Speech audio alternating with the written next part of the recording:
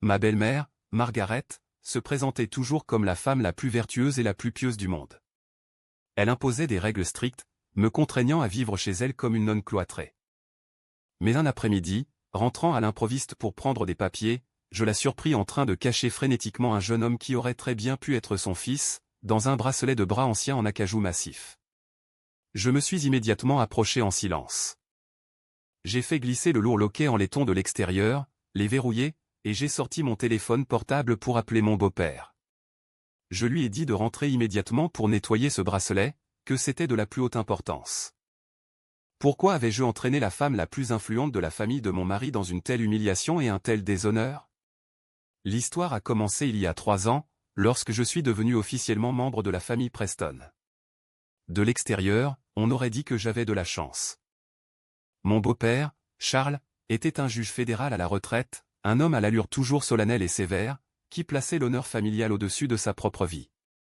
Ma belle-mère, Margaret, était la présidente de la Ligue philanthropique féminine locale, toujours vêtue d'élégants tailleurs en tweed, parée de colliers de perles éclatants et arborant un sourire radieux. Mon mari, William, était ingénieur civil. Il paraissait un homme bon et doux, mais en réalité, ce n'était qu'un lâche, un grand enfant qui n'osait jamais contredire une seule parole, disait sa mère.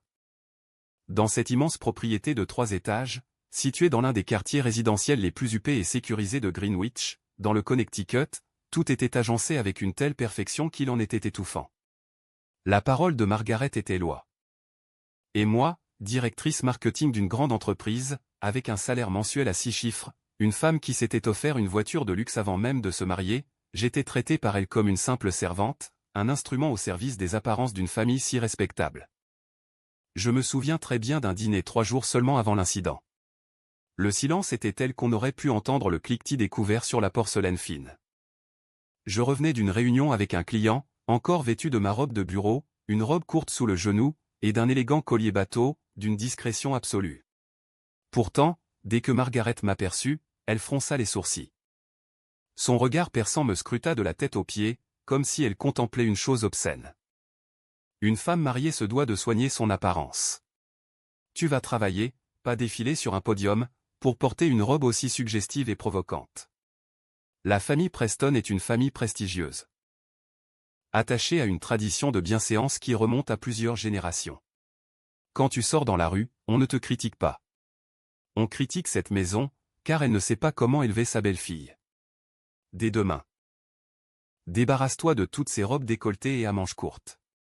Et ne me fais pas répéter. Mon beau-père intervint, ta mère a raison.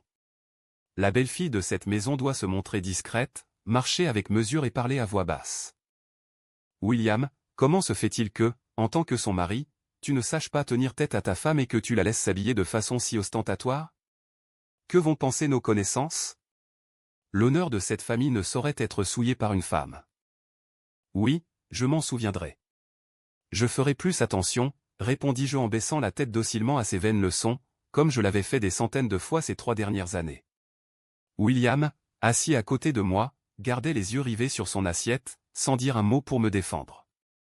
Il gardait un silence lâche, me laissant à la merci des critiques de ses parents.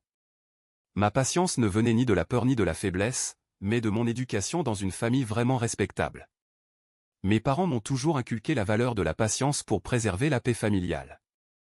Avant, je croyais que si j'étais tolérante, si je prenais en charge toutes les dépenses du ménage, les relations familiales et les soins à mes beaux-parents grâce à l'argent que j'avais gagné à la sueur de mon front, un jour ils reconnaîtraient ma valeur. Mais je me trompais. L'eau use la pierre, mais l'avidité et l'hypocrisie humaine restent immuables. Ils ont usé d'une morale de façade pour me maintenir sous leur emprise, m'obligeant à leur consacrer tout mon argent et toute mon énergie, alors qu'eux-mêmes étaient corrompus jusqu'à la moelle. Et cette corruption a finalement éclaté au grand jour un mercredi après-midi orageux, au début de l'automne. Ce jour-là, j'avais une réunion cruciale avec un groupe d'investissements étrangers pour signer un contrat de plusieurs millions de dollars. Juste avant l'heure prévue, j'ai ouvert ma mallette et j'ai découvert avec horreur que j'avais laissé le dossier contenant le rapport financier original sur le bureau de ma chambre. Le temps pressait et je ne pouvais pas demander à la femme de ménage de le chercher, car il s'agissait d'un document hautement confidentiel. Je n'avais d'autre choix que de rentrer chez moi. Il était environ 14 heures.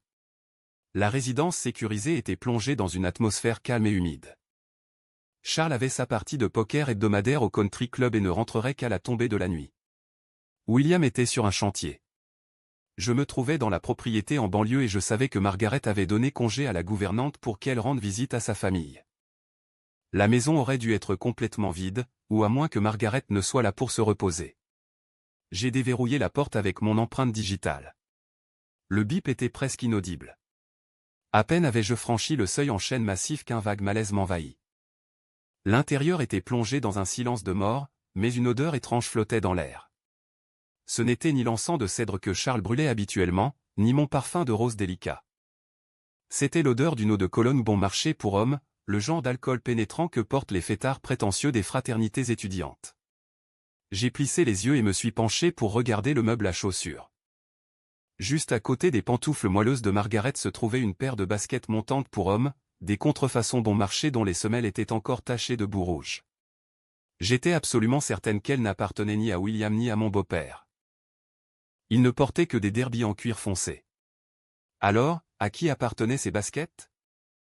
Qui était entré dans la maison alors que ma belle-mère était seule? J'ai discrètement ôté mes talons et traversé pieds nus le sol de marbre frais. Pas à pas, je me suis dirigé vers l'escalier menant au premier étage. Mon cœur battait la chamade. Une curiosité mêlée à une appréhension indéfinissable me poussait à découvrir la vérité. Arrivé au palier du premier étage, où se trouvait la chambre de mes beaux-parents, une série de sons m'a glacé le sang. La porte de la chambre principale grinçait légèrement. À travers cette étroite fente, j'ai entendu une voix douce et obséquieuse. C'était la voix de Margaret. Cette même voix, d'ordinaire si aiguë et autoritaire lorsqu'elle me sermonnait sur les vertus d'une bonne épouse, était maintenant mielleuse, collante et pleine de coquetterie.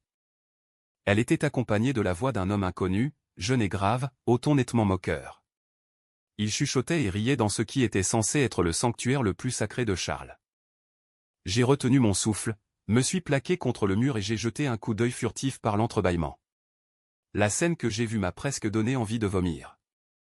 Margaret, celle qui me faisait constamment la morale sur la modestie et la décence, portait une nuisette en soie rouge transparente, un vêtement qu'elle gardait sans doute caché au fond de son placard. À l'abri des regards indiscrets, elle enlaçait le cou d'un jeune homme d'une vingtaine d'années. Torse nu, il exhibait un tatouage de dragon qui lui barrait la poitrine, et sa main calleuse caressait le dos de ma vénérable belle-mère. Le jeune homme souriait d'un air suffisant. Son ton était autoritaire. « Maggie, tu me négliges ces derniers temps. J'ai besoin d'argent liquide pour un virement depuis des jours, et tu ne réponds pas au téléphone. Tu comptes te servir de moi et me jeter comme ça ?» Margaret lui pinça la poitrine d'un air faussement innocent. Sa voix était si mielleuse que j'en avais la nausée. « Petit diable, comment ai-je pu t'oublier? C'est juste que le vieux Charles passe plus de temps à la maison ces derniers temps, et ma belle-fille est très futée. Je dois faire attention. Mais ne t'inquiète pas. Hier encore, j'ai réussi à lui soutirer l'argent des dépenses du mois, ainsi que ce que Charles m'a donné pour le compte épargne. Je te transférerai 5 000 $ pour tes affaires dans quelques instants. Content? Mais sois sage et prends bien soin de moi. D'accord. 5 000 $. J'avais les oreilles qui bourdonnaient. L'argent que je venais de lui donner, prélevé sur ma prime de projet sous prétexte qu'elle devait réparer le mausolée familial dans sa ville natale, s'était en fait transformé en caisse noire pour entretenir son jeune amant. L'argent que j'avais gagné en travaillant tard le soir, ma belle-mère l'utilisait pour payer un gigolo. Le dégoût, la colère et le ressentiment me montaient à la gorge. J'avais envie de défoncer la porte, d'entrer en trombe et de réduire ce couple adultère en miettes. J'avais envie de hurler pour que tout le quartier connaisse l'horrible vérité sur la présidente respectée de la Ligue philanthropique féminine. Mais dès que ma main a effleuré la poignée de porte, la raison m'a retenu. Non. Si je faisais irruption maintenant et que je provoquais un scandale, elle hurlerait sans aucun doute. Elle nierait tout. Avec sa nature perverse, elle serait même capable de m'accuser d'avoir fait entrer cet homme pour la piéger. Charles et William prendraient son parti. Je n'avais aucune preuve, aucun enregistrement. Ils détruiraient toutes les preuves, et au final, je serais la coupable, mise à la porte les mains vides.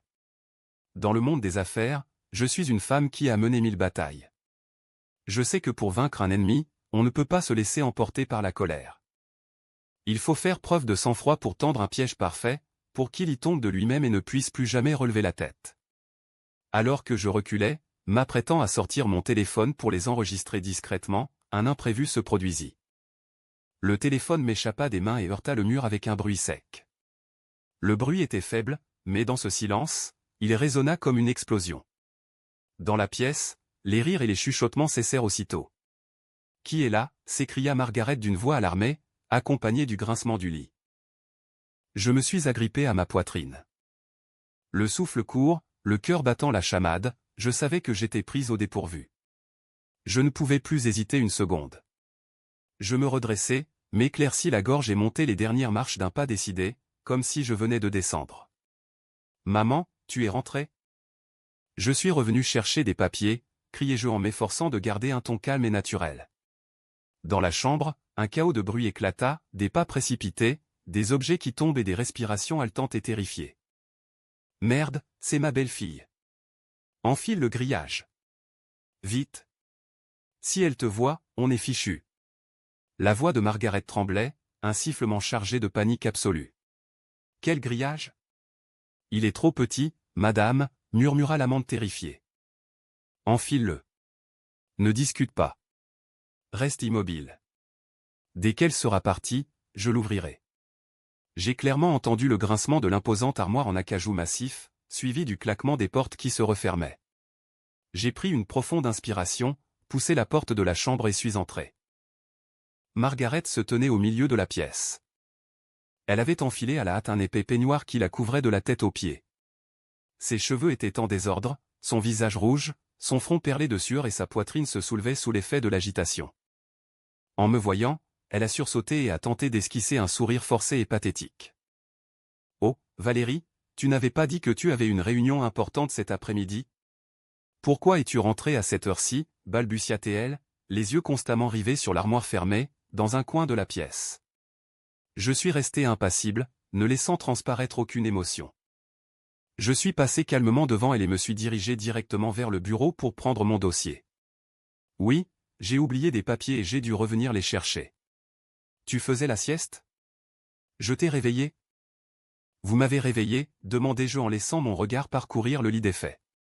Oh oui, je dormais et vous m'avez fait sursauter, répondit Margaret en s'éventant le visage pour dissimuler sa nervosité. Bon, si vous avez vos documents, dépêchez-vous. Ne soyez pas en retard.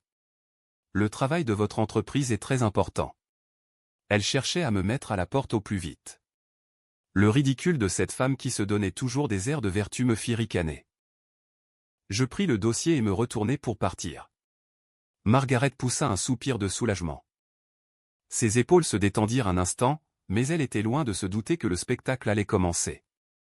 Au moment où je passais devant l'imposant meuble en acajou massif, le meuble préféré de mon beau-père, une antiquité ornée d'un loquet en laiton massif, je m'arrêtai net. Je me retournai brusquement, tendis la main et, dans un claquement métallique, actionnai le lourd verrou qui fermait les deux portes de l'extérieur. Les yeux de Margaret s'écarquillèrent. Elle se décomposa complètement. Elle se jeta sur moi comme une folle, hurlant hystériquement. « Valérie, qu'est-ce que tu fais ? Pourquoi tu es en train de verrouiller le bracelet de ton beau-père » Je me tournai vers elle, affichant le sourire le plus innocent et le plus doux possible, mais mon regard était perçant. « Oh, tu n'es pas au courant, maman ? Ce matin, sur l'application de surveillance du quartier, il disait que les cambriolages avaient explosé dans notre secteur. Ils s'introduisent dans les maisons en plein midi, se cachent dans les placards, et quand les propriétaires s'absentent. Ils prennent tout l'argent et les bijoux. On a tellement d'objets de valeur dans cette armure, maman. Je dois la verrouiller pour être en sécurité. En plus, j'ai vu la porte entr'ouverte. Imagine si un énorme racis était introduit et avait ruiné les costumes sur mesure de Charles. Ce serait une tragédie. J'insistai délibérément sur le mot « rat » en fixant le visage pâle de Margaret. À l'intérieur du bracelet, j'entendis un léger bruissement. L'amant devait retenir son souffle jusqu'à l'étouffement. « Non, ce n'est pas nécessaire, ma chérie. » Margaret agita frénétiquement les mains, essayant d'ouvrir le loquet. « Notre résidence est très sécurisée. Aucun voleur n'oserait entrer. De plus, je dois prendre des vêtements plus tard pour la réunion de l'association caritative. Ouvre-le, s'il te plaît. » Dès que sa main toucha le loquet, je l'arrêtai de la mienne. Avec une force qui la fit reculer, je sortis mon téléphone de ma poche et composai un numéro avec une détermination absolue. « Maman, n'ouvre pas encore, dis-je d'une voix glaciale. Charles m'a appelé ce matin. Il m'a dit que cette penderie avait des problèmes de vrillettes ces derniers temps, et qu'un des panneaux intérieurs semblait desserré. Il craignait que ses costumes de famille ne soient abîmés. Il m'a demandé si, en passant à la maison vers midi, je devais verrouiller la penderie de l'extérieur et l'appeler pour qu'il puisse venir personnellement l'inspecter et la nettoyer de fond en comble. »« Quoi ?» hurla Margaret, la voix brisée. « Ton beau-père arrive. » À cet instant précis, la communication fut établie. J'ai mis le haut-parleur à fond. « Allô, Valérie. »« Charles, salut. Je suis à la maison, ai-je dit d'un ton neutre. »« Valérie, je suis au country club, je joue au poker. Qu'est-ce qui se passe pour que tu m'appelles à cette heure-ci ? » ?»« Charles. Rentre immédiatement. Je suis dans la chambre parentale. Maman dit que ton armature en acajou est très abîmée. Elle pense qu'un gros rat ou un autre insecte nuisible s'est introduit et est en train de tout saccager. Maman est désespérée. Elle ne sait plus quoi faire. Elle m'a dit de t'appeler pour que tu viennes nettoyer le fil métallique immédiatement, car c'est très grave. Viens vite, sinon tous tes objets de valeur seront fichus. J'ai prononcé chaque mot avec une clarté cristalline, laissant le son résonner dans la pièce silencieuse. Margaret était pétrifiée. Ses jambes tremblaient de façon incontrôlable, incapable d'articuler un seul mot. Son visage se tordait dans une grimace de terreur absolue, comme celui d'un condamné à mort apprenant son verdict. Quoi ? Mon précieux fil métallique en acajou est abîmé. Que diable se passe-t-il dans cette maison pour que de la vermine puisse y entrer ? Très bien, j'y vais tout de suite. Je serai là dans 15 minutes. Dis à ta mère de ne rien toucher. Bip bip bip. L'appel s'est terminé. J'ai esquissé un sourire et rangé mon téléphone. J'ai reculé d'un pas, croisé les bras, et regardé ma belle-mère s'effondrer complètement. Tu vois, maman, Charles t'aime tellement. Dès qu'il a su que tu étais dans le pétrin, il a laissé tomber sa partie de poker pour venir t'aider à enlever ce fil de fer. Bon, je dois aller à ma réunion. Reste ici et attends que Charles vienne débusquer le rat. Je me suis retourné et suis sorti de la pièce d'un pas décidé. Le claquement de mes talons résonnait fièrement sur le marbre. Derrière moi, dans cette chambre luxueuse, l'air était glacial. Une tempête d'honneur, de réputation et d'humiliation s'apprêtait à balayer toute la duplicité de cette famille. Mon jeu, ma vengeance, ne faisait que commencer. J'ai quitté cette chambre suffocante, le bruit de mes talons résonnant sur le marbre froid. Mais je n'avais absolument aucune intention de retourner au bureau pour poursuivre ma réunion. Ce spectacle cataclysmique était sur le point d'atteindre son apogée. Comment le metteur en scène, c'est-à-dire moi, aurait-il pu le rater ? Je suis allé directement au garage, j'ai démarré ma voiture et je suis sorti lentement par le portail principal pour que les caméras de sécurité et les voisins curieux puissent confirmer mon départ. Mais dès que j'ai tourné au coin de la propriété, je me suis garé discrètement, j'ai coupé le moteur, j'ai enlevé mes talons et j'ai enfilé une paire de ballerines rôtilleuses que je gardais toujours dans le coffre. En silence, j'ai fait le tour de la propriété jusqu'à l'arrière. J'ai ouvert la porte de la cuisine avec ma clé et je me suis faufilé furtivement dans l'escalier de service jusqu'au premier étage. Juste à côté de la chambre parentale de mes beaux-parents se trouvait un petit bureau. Les deux pièces étaient reliées par une étroite véranda. J'ai laissé la porte du bureau entr'ouverte et je me suis caché derrière un épais rideau de velours, retenant mon souffle. De là, j'entendais distinctement le moindre bruit provenant de la pièce voisine. Les 5 minutes d'attente se sont écoulées pour moi dans un silence calculé. Mais pour Margaret, de l'autre côté, ce furent sans aucun doute 15 minutes d'enfer. J'entendais ses pas précipités sur le parquet, sa respiration haletante, ses jurons murmurés et les bruits sourds des portes grillagées, provenant du jeune amant prisonnier à l'intérieur. Il suffoquait probablement à cause de l'espace exigu et de l'odeur de naphtaline qui imprégnait cet imposant meuble ancien. Un quart d'heure plus tard, le rugissement de la Lincoln noire de Charles résonna dans l'allée. Le crissement des freins fut suivi du claquement précipité de la portière. Charles accordait une valeur inestimable aux meubles classiques de sa propriété. Cette armoire en acajou avait été fabriquée sur mesure par un ébéniste renommé et valait des milliers de dollars. Apprendre que des nuisibles la détruisaient le fit perdre tout son calme et son assurance d'homme d'État, qualité qu'il aimait tant afficher. Les pas lourds et pressés de Charles montèrent l'escalier à grands pas, se rapprochant inexorablement. La porte de la chambre s'ouvrit brusquement. Où est-elle? Qu'est-ce qui ne va pas avec mon armoire en acajou? Comment est-il possible que, malgré le ménage quotidien, des rats aient élu domicile dans mon placard? Savez-vous combien elle m'a coûté? Charles, te revoilà. Ce n'est rien. Vraiment, Valérie s'est trompée. Elle a manifestement mal interprété la situation. Je viens de vérifier minutieusement et il n'y a pas de rat. Ce doit être juste le bois qui craque avec l'âge. Retourne à ton jeu. Vraiment, ce ne sont que des affaires de maison. Je m'en occupe.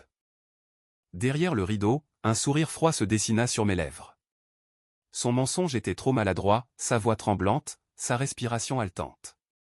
Un homme aussi méfiant et autoritaire que Charles ne se laisserait pas berner par de telles excuses pathétiques. Tu es folle? Valérie est directrice générale. Elle a l'esprit vif et clair. Comment pourrait-elle se tromper pareillement? Ne sois pas ridicule. Écarte-toi. Je vais voir par moi-même. Pourquoi est-ce fermé à clé? Où est la clé? Donne-la-moi.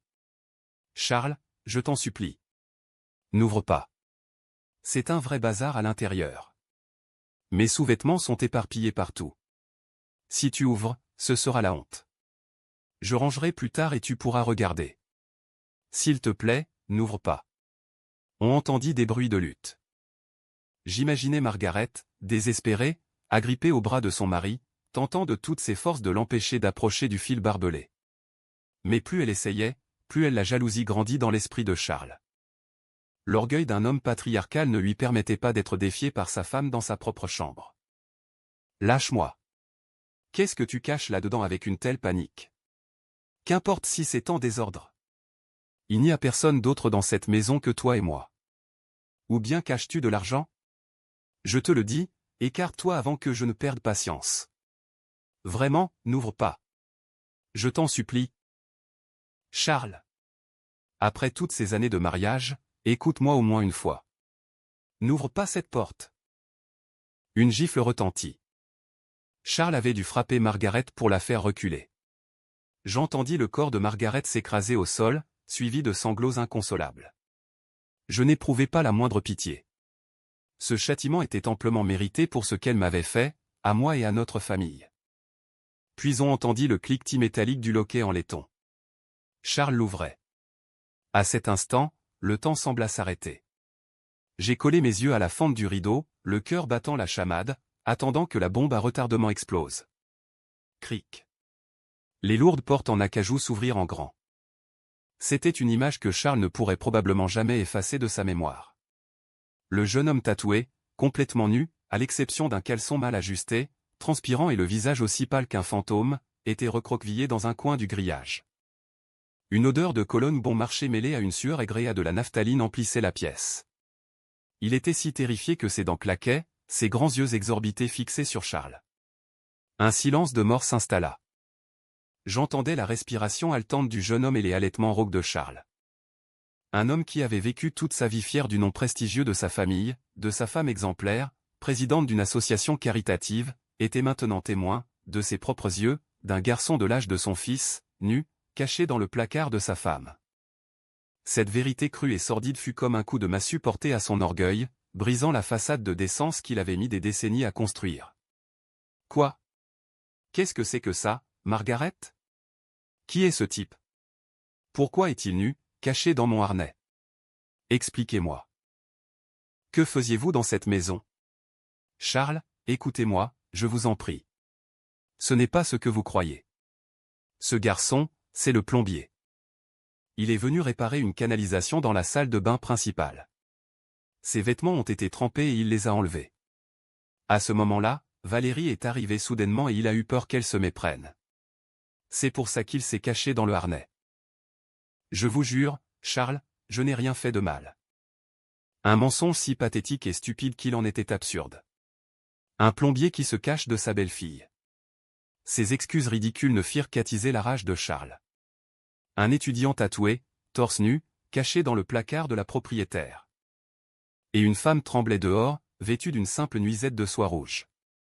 Nul besoin d'explication. La fureur d'un homme trahi éclata. J'entendis Charles rugir comme une bête blessée. Il se jeta sur le jeune homme, l'attrapa par les cheveux et le tira hors de ses liens. Le garçon, habitué à une vie facile, était totalement incapable de se défendre contre la folie furieuse d'un homme dont l'honneur avait été bafoué. Charles déchaîna une pluie de coups de poing au visage et à la poitrine. Les bruits sourds des coups résonnaient, mêlés aux cris de douleur de l'amant qui se roulait par terre, tentant seulement de se protéger la tête et implorant grâce. Au même moment, Margaret se jeta aux pieds de Charles, pleurant et hurlant, essayant de sauver son jeune amant. Cette tentative de protection, aussi stupide soit-elle, exaspéra encore davantage Charles. D'un coup de pied, il la projeta dans un coin, s'empara d'un club de golf qu'il gardait dans la pièce et se mit à tout détruire sur son passage. Le bruit du verre brisé, du bois qui craque et des jurons emplissaient l'air. La luxueuse chambre parentale, jadis symbole de la sérénité et de l'ordre de la famille Preston, s'était transformée en un champ de bataille sanglant et humiliant. Le jeune homme, profitant des insultes que Charles proférait à l'encontre de Margaret, ramassa sa chemise au sol et, sans même prendre le temps d'enfiler ses chaussures, s'élança hors de la pièce comme une flèche dévalant les escaliers. Charles tenta de le rattraper, mais, affaibli par son âge et la violence de ses émotions, il trébucha, se prit la poitrine, haletant, et s'effondra sur le bord du lit. Derrière le rideau, j'assistais à toute la tragédie, le cœur froid et l'esprit endurci. Une immense satisfaction m'envahit. Ma belle-mère, qui avait toujours instrumentalisé la morale pour me tourmenter, gisait maintenant sur le sol, ses vêtements en désordre, sanglotant aux pieds d'un mari qui la méprisait. Son masque de décence était en lambeaux. Ils avaient toujours été fiers de leur honneur, de leur réputation immaculée, et maintenant, de mes propres mains, j'avais arraché ce faux honneur, révélant l'odeur nauséabonde et putride qui émanait des profondeurs de cette famille soi-disant exemplaire. Mais je savais que la pièce n'était pas terminée, car le personnage le plus lâche et inutile de l'histoire, mon mari, n'était pas encore apparu. Un silence pesant s'installa. Dans la pièce dévastée, seuls les sanglots de Margaret et la respiration haletante de Charles troublaient le silence. Je continuais d'attendre patiemment derrière le rideau. Mon téléphone enregistrait depuis le début. Chaque son humiliant, chaque insulte, chaque supplication avait été parfaitement captée. Une trentaine de minutes plus tard, le crissement de pneus à l'extérieur de la propriété brisa le calme du quartier. J'entendis des pas précipités monter du rez-de-chaussée. William était de retour. Charles l'avait sans doute appelé pour qu'il soit témoin de la honte de la mère qu'il idolâtrait tant. La porte de la chambre s'ouvrit de nouveau. À travers le rideau, je vis William se figer sur le seuil, les yeux écarquillés d'horreur à la vue de la chambre saccagée, son père se serrant la poitrine et sa mère recroquevillée dans un coin, dans sa nuisette de soie rouge transparente. Charles leva les yeux injectés de sang, et pointa Margaret du doigt. Sa voix était un sifflement dégoulinant de ressentiment et d'humiliation. « Regarde, ouvre grand les yeux et regarde la souillure que ta mère a causée. Ta mère si modèle, si respectable. Je rentre à la maison et je trouve un punk tatoué, complètement nu, coincé dans mon bras. Cette maison est souillée à cause de ça. À mon âge, après toutes ces années à attendre que ma propre femme me trompe sous mon nez, dis-moi, William, comment suis-je censé regarder qui que ce soit dans les yeux maintenant ? » William tremblait de la tête aux pieds. Sa lâcheté innée l'empêchait d'affronter la vérité sordide qui se déroulait sous ses yeux. Au lieu d'interroger sa mère, au lieu de clarifier la situation, il préférait s'accrocher aux mensonges les plus grossiers pour fuir la réalité humiliante qui détruisait la réputation de sa famille. Margaret, telle une noyée trouvant un morceau de bois flotté, vit son fils et changea instantanément d'attitude. De la supplication à genoux, elle se releva d'un bond, attrapa William par la chemisée, en pleurant à chaudes larmes, commença à jouer le rôle qu'elle maîtrisait le mieux, celui de la victime piégée. « William, mon fils, tu dois me croire. J'ai été piégé. Ta femme m'a piégé. C'est elle. C'est Valérie qui a fait entrer cet inconnu. Je faisais la sieste quand soudain elle est apparue avec cet homme tatoué. J'étais tellement terrifié que je n'ai pas osé crier. Elle l'a forcé à se cacher dans le grillage et à verrouiller la porte de l'extérieur pour me piéger. Elle a appelé ton père exprès pour m'accuser d'adultère. Mon fils, ta femme est une vipère. Elle veut détruire notre famille. Elle veut me mettre à la porte pour tout prendre. » En entendant ces accusations viles et effrontées, j'ai failli éclater de rire derrière le rideau. Une femme de 60 ans, prise en flagrant délit dans une nuisette de soie transparente, après avoir caché son jeune amant dans le placard de son mari, avait l'audace de tout rejeter sur sa belle-fille. Sa ruse et sa faillite morale dépassaient l'entendement. Mais ce qui me dégoûtait le plus, ce n'étaient pas les mensonges de Margaret, mais la réaction de William. Mon mari, l'homme avec qui j'avais vécu pendant 3 ans. Lui, qui savait pertinemment que j'étais directrice marketing, tellement débordé de travail que j'avais à peine le temps de déjeuner, se laissa facilement convaincre par ce scénario absurde. Il se tourna vers Charles, et son ton paniqué se mua en une tentative de dissimuler et de blanchir la culpabilité de sa mère. À tout prix, il devait protéger la fausse réputation de la famille Preston. William n'interrogea pas sa mère au sujet de la nuisette en soie rouge. Il ne lui demanda pas pourquoi elle avait laissé entrer un inconnu dans sa chambre, ni pourquoi il était torse nu. Il s'accrocha à l'excuse que sa mère venait d'inventer pour faire de moi le bouc émissaire idéal de la corruption familiale. J'entendis clairement William parler à son père, sa voix lâche essayant de minimiser l'incident, espérant que le silence étoufferait toute la sordidité.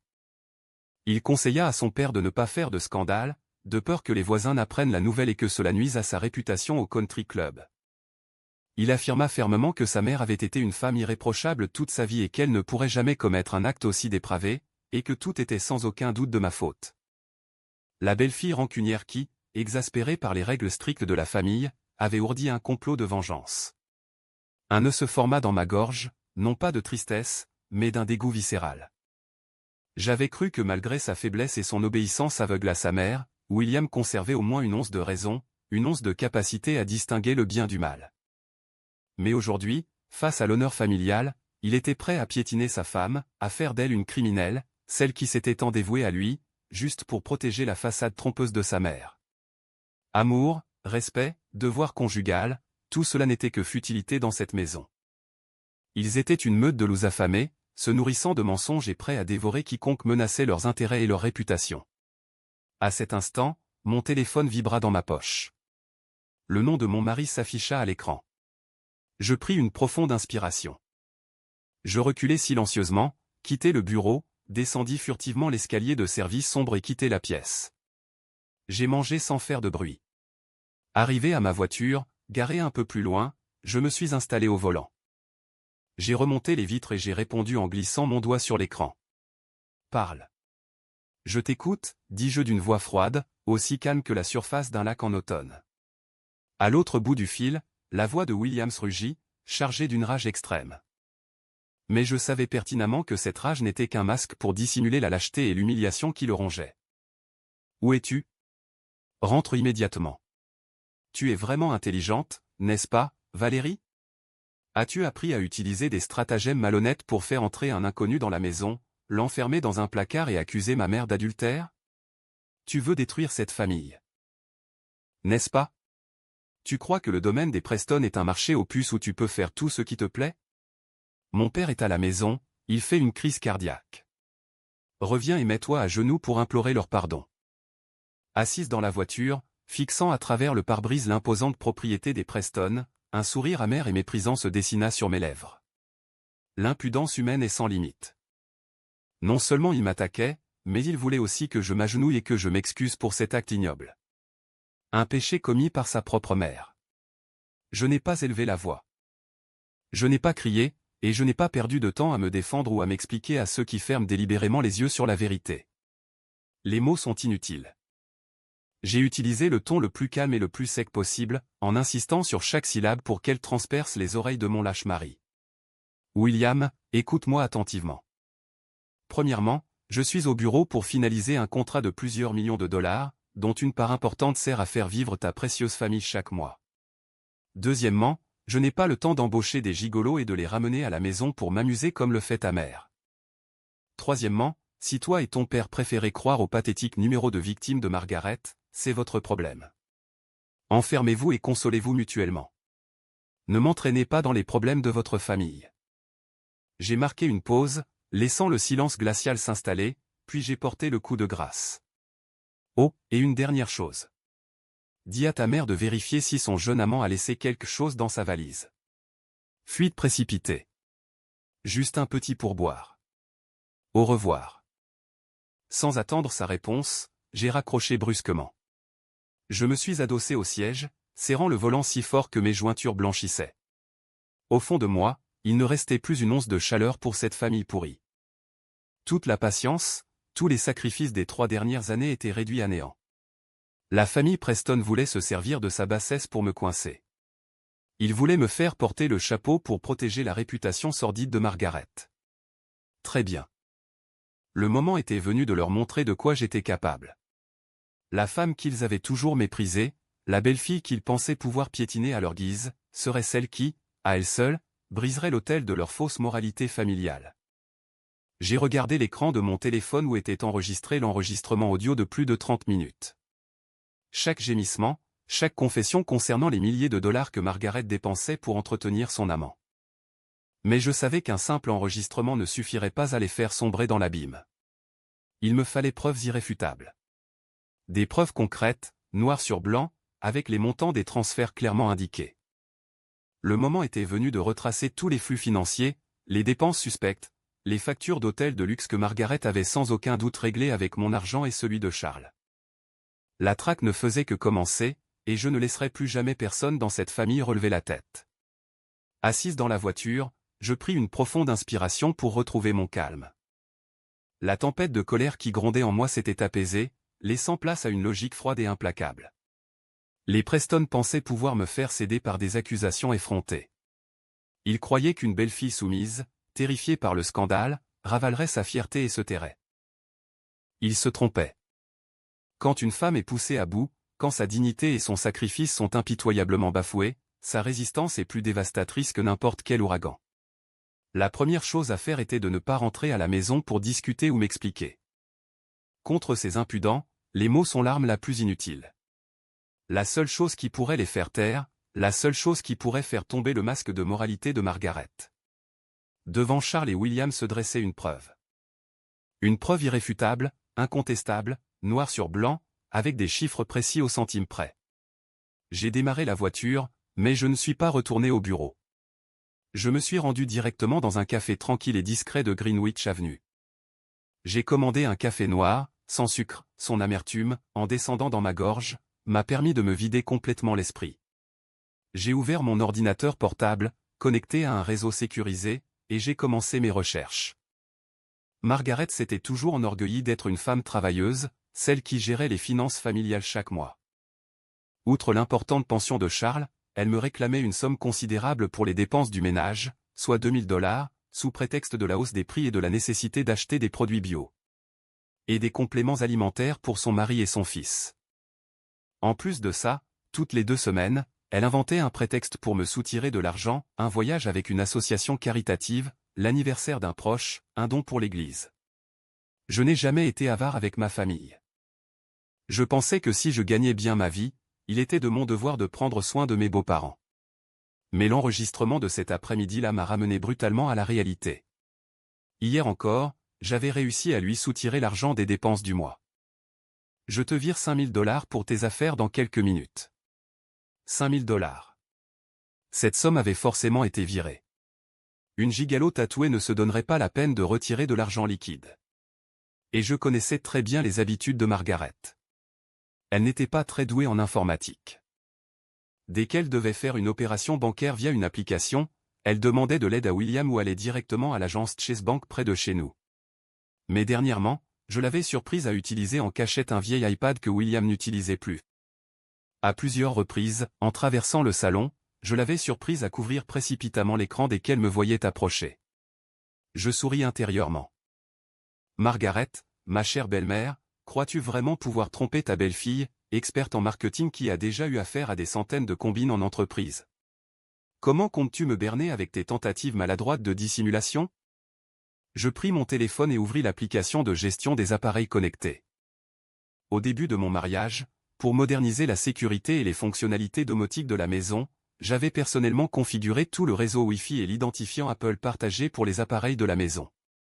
L'ancien iPad de William était également associé à ce compte. Et le plus grand atout de l'écosystème Apple, c'est la synchronisation.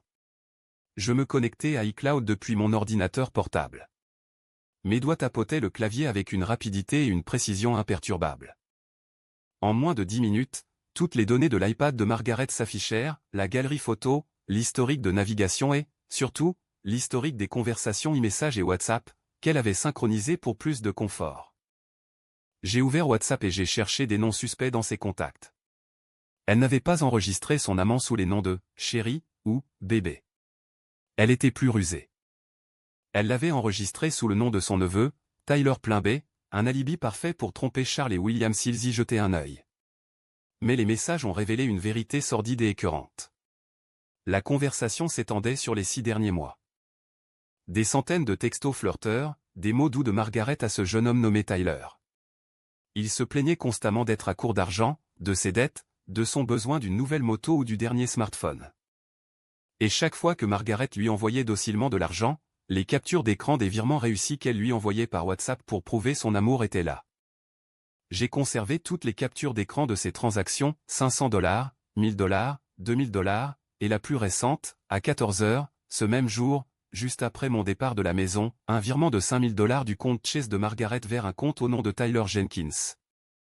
Au total, Margaret avait dépensé plus de $35 000 pour entretenir Tyler ces 6 derniers mois. Ce chiffre me laissa sidéré. $35 000. L'argent que j'avais gagné à la sueur de mon front. L'argent que Charles avait économisé pendant des années et qu'il avait confié à sa femme. Tout cela jeté par les fenêtres pour des plaisirs vulgaires et sans lendemain. Mais ce n'était pas suffisant. L'argent n'était qu'une partie de l'équation. Pour détruire complètement son image de présidente respectable d'une association caritative, je devais prouver sa dépravation hors de la propriété. Tyler se cachait peut-être dans le placard aujourd'hui, mais il ne se voyait sûrement pas seulement en secret à la maison quand Charles était absent. Un escroc comme lui exigerait des endroits plus luxueux. Je continuais à fouiller dans les emails de Margaret, qu'elle avait liés à son compte Booking.com pour accumuler des points. Des dizaines de confirmations de réservation d'hôtels apparurent. Ce n'était pas un motel miteux au bord de la route. Il s'agissait de séjours dans des hôtels 4 et 5 étoiles à Aspen, de retraites de luxe dans les Hamptons, de voyages organisés sous couvert de retraites spirituelles pour la Ligue ou de visites à des galas de charité qui étaient en réalité des escapades romantiques avec son amant. J'ai téléchargé toutes les factures électroniques. Elles mentionnaient clairement le nom de la personne ayant effectué la réservation, Margaret Preston. Nombre de personnes, 2 adultes. Prestations supplémentaires, soins au spa, service de vin en chambre. Les dates correspondaient parfaitement au jour où Margaret prétendait être absente pour de nobles causes. Mes mains tremblaient légèrement en sauvegardant chaque fichier, non par peur, mais par un dégoût grandissant. Une femme qui allumait des bougies à l'église, qui prêchait la moralité, qui expliquait à sa belle-fille comment être une épouse soumise et vertueuse, couchait secrètement avec un homme de l'âge de son fils, grâce à l'argent que lui donnaient sa belle-fille et son mari. Son hypocrisie atteignait un niveau inimaginable pour une personne normale. J'ai rassemblé toutes les preuves, l'enregistrement audio de la chambre, les captures d'écran WhatsApp, les relevés de virements bancaires et les factures d'hôtel. Tout était soigneusement sauvegardé et protégé par un mot de passe. J'ai créé un dossier sur mon ordinateur portable et les sauvegardé sur 3 comptes cloud différents pour éviter tout risque. Une fois terminé, j'ai fermé l'ordinateur et avalé ma dernière gorgée de café. L'amertume persistait, mais intérieurement, j'éprouvais un étrange soulagement.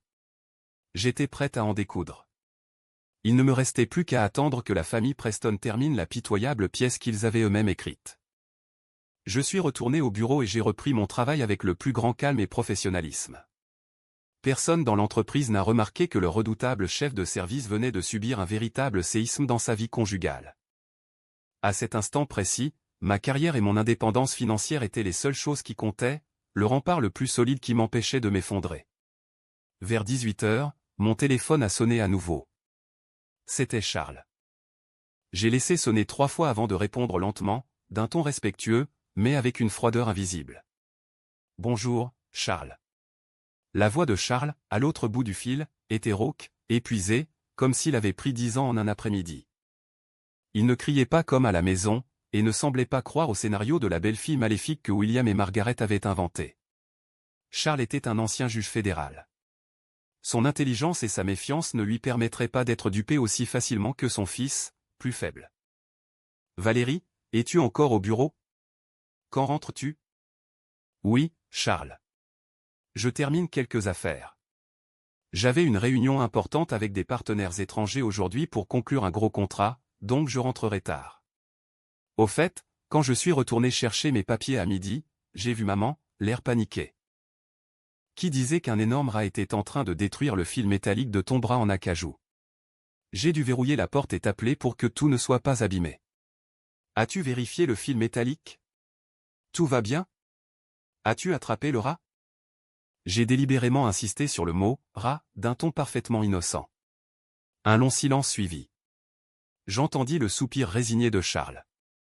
Il était en proie à un conflit intérieur. L'orgueil d'un homme trahi l'empêchait d'étaler ses problèmes au grand jour, surtout pas devant la belle-fille qu'ils avaient toujours dénigrée. Mais les preuves qu'il avait vues de ses propres yeux l'empêchaient de détourner le regard. Non, il n'y avait pas de rat. Le loquet du bracelet était simplement bloqué. Je l'ai réparé. Quand tu auras fini le travail, rentre te reposer. Le ton de Charles était grave, teinté d'impuissance. Et pour ce qui s'est passé cet après-midi, n'y pense plus.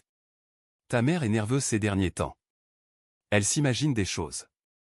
Quand tu rentreras, on en parlera entre nous. Compris. Repose-toi. Je serai de retour ce soir. Je raccrochai, un sourire froid se dessinant sur mes lèvres. Parlons-en en privé. La famille Preston utilisait toujours cette excuse pour dissimuler ses problèmes internes. Charles essayait de sauver la face, d'étouffer cette affaire humiliante et de préserver l'honneur de la famille. Il ne voulait pas divorcer à la fin de sa soixantaine. Il ne voulait pas être la risée de ses pairs. Et William, mon mari, était son complice pour dissimuler la culpabilité de Margaret. Ils sont même allés jusqu'à essayer de me faire porter le chapeau. Mais ils ont oublié une chose. Leur pardon et leur dissimulation ne feraient pas de Margaret une meilleure personne. Cela ne ferait qu'alimenter son avidité et sa dépravation. Et surtout, ils n'avaient pas le droit de décider de ce que je devais faire dans ce bourbier. Je n'allais pas jouer le rôle de la belle-fille soumise, maltraitée, faussement accusée, qui rentre à la maison pour régler les choses en silence et accepter l'humiliation. Je retournerai dans ce domaine, mais pas pour trouver un accord. J'y retournerai pour assister à leur panique, pour semer la terreur dans l'esprit de Margaret et préparer la prochaine contre-attaque, un coup fatal qui empêcherait la famille Preston de se relever à jamais. Dans cette guerre, c'était moi qui décidais. Je ne suis pas retourné au domaine immédiatement. Après avoir terminé mon travail au bureau à 20 heures, je me suis arrêté dans un magasin d'électronique réputé. J'avais besoin d'acheter du matériel spécifique. En tant que femme, je comprenais parfaitement le pouvoir des images et des sons. Les preuves écrites, comme les relevés bancaires ou les factures d'hôtel, sont des armes redoutables devant un tribunal. Mais pour affronter des menteurs et des manipulateurs qui se font passer pour des victimes, comme les Preston, il me fallait des preuves tangibles, enregistrant avec une fidélité maximale chaque mot, chaque geste odieux commis chez eux. J'ai donc acheté 3 micro-caméras de sécurité dernier cri, du type qui se connecte directement à un téléphone via la 4G et enregistre des vidéos et un son haute définition, même en faible luminosité. Je les ai testées minutieusement pour m'assurer qu'elles n'émettraient aucun bip ni voyant LED pendant leur fonctionnement. Vers 21h30, ma voiture a franchi lentement les grilles en fer forgé de la propriété des Preston. Le jardin était silencieux, privé du son de la station de radio classique que Charles écoutait habituellement le soir. L'atmosphère à l'intérieur de la maison était pesante, chargée d'une tension suffocante. Je suis entré dans le salon et j'ai découvert une scène désolante. Charles était affalé dans son fauteuil inclinable en cuir. Il fixait le vide. À côté de lui, un cendrier débordait de mégots, chose qu'il évitait scrupuleusement pour des raisons de santé jusqu'à aujourd'hui. William était recroquevillé sur le canapé d'en face, la tête entre les mains, l'air épuisé et lâche. Margaret était introuvable. Elle se cachait sans doute dans sa chambre, trop honteuse pour sortir. En me voyant entrer, William releva brusquement la tête, les yeux brûlants de colère, mêlés à une confusion évidente. Il avait envie de se lever d'un bond et de me réprimander comme il l'avait fait au téléphone cet après-midi, mais la présence imposante et silencieuse de Charles le retint. « Ah, Valérie, te revoilà. Assieds-toi. Je dois vous parler à tous les deux. »« Oui, Charles, qu'est-ce qui ne va pas? As-tu vérifié les armatures? Le rat a-t-il abîmé vos costumes ?» J'insistais sur la question du rat d'un ton si désinvolte et innocent que William grinça des dents. Assise sur une chaise vide, le dos droit, le calme imperturbable, je contrastais fortement avec le malaise des deux hommes devant moi. Charles s'éclaircit la gorge, tentant de retrouver son air solennel habituel, mais sa voix avait perdu toute autorité. Ce qui s'est passé cet après-midi est déjà réglé. Il n'y avait pas de rat. Ce n'était qu'un malentendu. J'ai déjà réprimandé votre mère pour sa négligence avec les portes. Je sais qu'en rentrant brusquement, vous avez été témoin d'une scène déplaisante et que vous avez pu avoir de mauvaises pensées à son égard. Mais Valérie, il y a des frictions dans toutes les familles. Votre mère et moi sommes ensemble depuis des décennies. Elle a consacré sa vie à cette maison. Nous ne pouvons pas tout gâcher à cause d'un faux pas, d'un malentendu. J'écoutais en silence. Les paroles de Charles étaient d'une douceur exquise. Il avait utilisé les termes « malentendu » et « faux pas » pour décrire l'acte d'avoir introduit un jeune amant dans la chambre conjugale. Il essayait de minimiser l'incident, de transformer un adultère flagrant et sordide en un simple problème familial. Il protégeait les apparences, son honneur. Pas Margaret. J'ai déjà parlé sérieusement avec votre mère. Elle a reconnu son erreur et a promis de mettre fin à toute relation inappropriée et de se consacrer entièrement à la famille. Je lui ai aussi formellement interdit de participer à ces réunions de la Ligue philanthropique. J'espère que vous, en tant que belle-fille censée, ferez preuve de magnanimité et lui pardonnerez. Je veux que cette affaire soit enterrée à jamais dans cette maison. Pas un mot ne doit franchir ces murs. Comprenez-vous ce que je veux dire? William intervint, papa a raison, Valérie. N'en faites pas toute une histoire. Maman a déjà reconnu son erreur. Que voulez-vous de plus? En tant que fille, si vous voyez votre mère commettre une erreur, vous devez la couvrir. Protégez l'honneur de la famille. Ne lui tendez pas un piège et ne l'enfermez pas pour l'humilier devant papa. Ce que vous avez fait était irrespectueux et visait à détruire le bonheur de la famille. Je me tournai vers William. La bassesse de cet homme était sans borne. Son père essayait de la dissimuler sous des leçons de morale, et il s'obstinait à me blâmer pour cacher l'humiliation de la mère qu'il idolâtrait. J'esquissai un sourire qui glaça le sang de Charles et de William. William, tu dis que j'ai tendu un piège à ta mère, que j'ai détruit le bonheur de la famille. Te rends-tu compte de ce que tu dis? Cet après-midi, je suis revenu chercher des papiers. J'ai entendu un bruit étrange dans la chambre et j'ai verrouillé la porte, craignant des cambrioleurs. Comment aurais-je pu deviner que ta mère cachait un homme nu? Ou aurais-tu préféré que j'ouvre la porte, que je l'invite à prendre le thé et que je le serve avec ta mère, pour que tu me considères comme une belle-fille respectable? Tais-toi. N'ose plus jamais parler de ma mère comme ça. Charles frappa la table du poing, interrompant la fausse indignation de son fils. Il se tourna vers moi, le regard empreint d'épuisement et de résignation. Valérie, je sais que tu es blessée, et je sais que William est impulsif et parle sans réfléchir. Au nom de ta mère et de William, je te présente mes excuses. Je te promets que désormais, ta mère sera plus indulgente envers toi. Je te confie la gestion du budget familial. Je ne vous demande qu'une chose, pour l'honneur de cette famille, pour ma réputation, gardez le silence sur cette affaire. Pouvez-vous me le garantir? Voyant la soumission de l'ancien juge qui m'avait toujours méprisé, je compris qu'il était en position de faiblesse. Il m'offrait le contrôle des finances, ce pouvoir dont Margaret avait toujours été si fière, en échange de mon silence. Pour une femme ordinaire, cela aurait été une victoire, se libérer de l'oppression de sa belle-mère, prendre les rênes de la maison et préserver un mariage stable. Mais je n'étais pas une femme ordinaire. J'étais une femme trahie, humiliée et habilement accusée. Je n'avais pas besoin de ce pouvoir pour gérer le budget de cette famille pourrie. J'avais ma carrière, mon argent, ma fierté. Je n'allais pas vendre la vérité pour un plat de lentilles. Mais je ne pouvais pas refuser sur le champ. Si je tenais bon maintenant, Charles et William seraient sur leur garde. Ils tenteraient de faire disparaître les preuves. Ou bien cacher des biens pour me nuire. Il me fallait du temps pour finir de tisser ma toile. Je devais jouer un rôle parfait, la belle-fille soumise à l'autorité de son beau-père, la femme qui se résigne pour le bien de la famille. J'ai baissé la voix et incliné la tête, affichant un visage de soumission et de douleur. Si vous le dites, Charles, que puis-je y faire? En tant que belle-fille, je souhaite seulement que notre famille retrouve la paix. Pour aujourd'hui. Je ferai comme si je n'avais rien vu ni entendu. Je vous promets de garder le secret.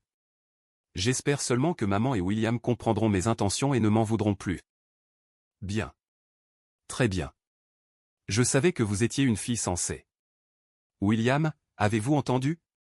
À partir de maintenant, je vous interdis d'élever la voix sur votre femme et votre mère doit cesser de compliquer la vie de Valérie. Cette famille doit commencer à vivre correctement.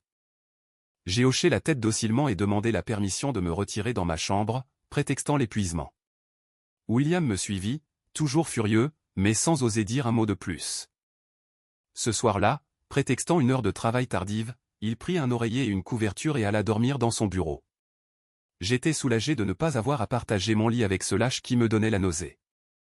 Le lendemain matin, profitant du fait que William était parti travailler tôt et que Charles et Margaret étaient encore dans leur chambre, Margaret n'osait probablement toujours pas sortir par honte, je mis mon plan de caméra à exécution. J'installai habilement les 3 micro-caméras à 3 endroits stratégiques.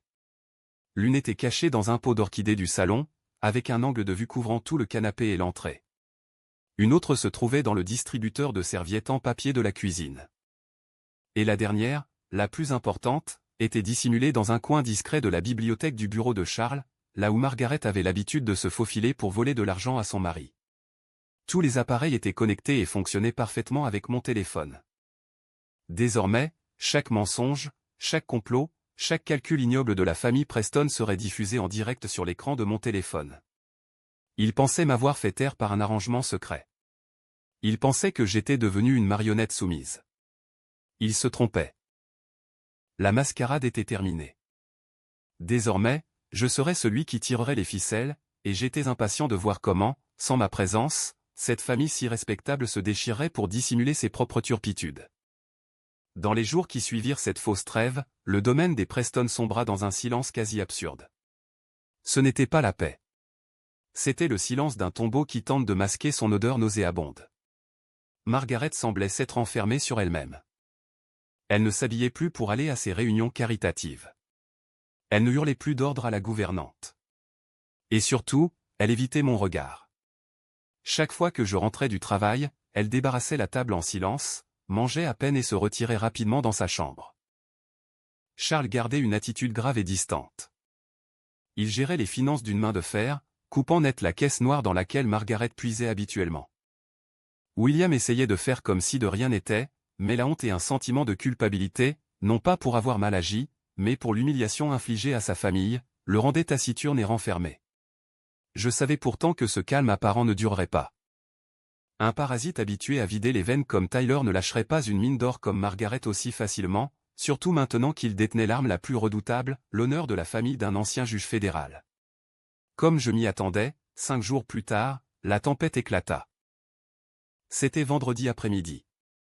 J'étais dans mon bureau, en train de revoir le plan marketing du 4e trimestre, lorsque mon téléphone vibra, une alerte de l'application de la caméra de sécurité. Le détecteur de mouvement et de son s'était déclenché. J'enfilai rapidement mes AirPods, ouvris l'application et sélectionnai la caméra du salon. Sur l'écran, Margaret était recroquevillée sur le canapé, le visage pâle, les mains tremblantes crispées sur son téléphone. Elle pleurait, ses sanglots étouffés et paniqués étaient parfaitement audibles. Le haut-parleur était allumé, et la voix à l'autre bout du fil n'était autre que celle de Tyler, l'amant tatoué du bracelet électronique. Son ton n'était plus ni doux ni suppliant. Il était froid et moqueur, avec l'air menaçant d'un maître chanteur professionnel. « Petite Maggie, combien de temps comptes-tu m'éviter ? Si tu bloques un numéro, j'en appelle un autre. Si tu me bloques sur WhatsApp, je débarque chez toi. Tu croyais vraiment que parce que ton vieux m'a cassé 2 côtes l'autre jour, tu allais pouvoir t'en laver les mains et m'oublier ? Ce vieux salaud m'a cassé 2 côtes. Comment comptes-tu me dédommager pour ça, Tyler ? Laisse-moi tranquille. Mon mari a tout découvert. Il m'a interdit de sortir. Il a pris mes cartes. Mon argent. Je n'ai plus une once d'argent. Où veux-tu que je trouve de l'argent pour toi ? Ne m'appelle plus. S'il découvre la vérité, il me tuera. Assise devant l'écran, je souris avec dédain. Le « s'il vous plaît » de Margaret sonnait pathétique. Une femme habituée au luxe et aux jeux romantiques bon marché. Elle se retrouvait à supplier l'homme même qu'elle avait acheté comptant. Le karma la rattrapait plus vite qu'elle ne le pensait. « Tu n'as pas d'argent » lança Tyler avec un sarcasme mordant. « Tu vis dans une propriété de plusieurs millions de dollars. Tu es la femme d'un grand ponte, ta belle-fille est directrice d'entreprise et tu me dis que tu n'as pas d'argent ? Tu te moques de moi ? Écoute-moi bien, Margaret. Je me fiche d'où tu sors l'argent. Vends tes bijoux, vole ta belle-fille. Fais ce qu'il faut. Tu as jusqu'à après-demain à 17h pour réunir 15 000 $ en liquide et me les virer. Considère ça comme le prix de mon silence. 15 000 $? Tu es folle? Où est-ce que je vais trouver une telle somme? Ne me pousse pas à bout. À bout? Tu n'as encore rien vu. Tyler éclata d'un rire glacial, ses mots tranchants comme des lames. Savais-tu que ces 6 derniers mois, à chaque fois qu'on s'amusait dans ces chambres d'hôtel, j'ai pris soin de tout enregistrer? Et ces textos où tu me provoquais, les photos compromettantes que tu m'as envoyées, j'ai tout sauvegardé. Sur le cloud. Si tu ne te tiens pas à carreau et que tu ne craches pas le fric, je te jure que j'enverrai toutes les vidéos et photos à ton père, à ton petit-fils ingénieur, et à ta directrice, ta belle-fille. Et surtout, je les enverrai directement au siège de cette ligue philanthropique féminine dont tu es la présidente. On verra bien ce que vaut l'honneur de la famille Preston. En entendant cela, Margaret s'effondra. Le téléphone lui glissa des mains. Elle glissa du canapé sur le sol en marbre, se couvrit la tête de ses mains et poussa un cri de désespoir. Mon Dieu, quelle idiote j'ai été! Je suis ruinée. Il me fait chanter. Il veut me tuer. Charles, tue-moi toi-même, je t'en prie. La honte. J'éteignis l'écran du téléphone, retirai mes AirPods et me laissai aller dans mon fauteuil de bureau. Mon cœur battait d'un calme glacial. Tyler était sans aucun doute un pion brillant que le destin m'avait offert dans ce jeu. Non seulement il saignait Margaret à blanc financièrement, mais il vidait aussi cette famille de toute raison et de toute dignité. 15 000 $. Une somme modique pour le domaine des Preston, mais inaccessible pour une femme soumise à l'emprise financière stricte de son mari. Comment allait-elle faire pour obtenir 15 000 $ en 2 jours? Demander un prêt à ses amis? Impossible. Une femme fière comme elle n'admettrait jamais avoir besoin d'argent pour une raison aussi louche. Demander à Charles? Encore moins probable. Charles préférerait la voir morte plutôt que de lui donner le moindre sou pour payer l'amant avec qui elle l'avait trompé. Vendre ses bijoux. La plupart étaient des cadeaux de Charles.